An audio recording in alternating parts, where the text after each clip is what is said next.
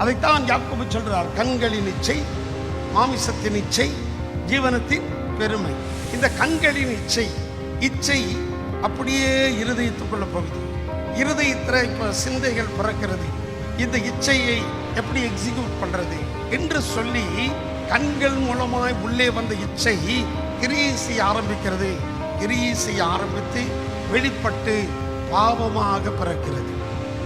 இந்த பாவம் ஆக்சிடென்டலா செய்யறது பாவம். திடீரென்று தவறு செய்கிறது வேற. ரொம்ப பிளான் பண்ணி திட்டம் போட்டு எங்க, எப்போ, எந்த இடத்துல, எந்த நேரத்தில், இதெல்லாம் பிளான் போடுறது ஆக்சிடென்டல் கிடையாது, பிளானிங். அதுதான் இச்சையானது கர்ப்பம் தரித்த பாவத்தை பிறப்பிக்கும். பாவம் பூரணமாகும் போது என்னத்தை பிறப்பிக்குமா? இது எல்லாமே பொல்லாங்கன் கீழே இருக்கிறது. அதனாலதான் ஆண்டவர் சொல்றாரு, பொல்லாதவர்களின் கைக்கு உன்னை தப்புவிப்பே.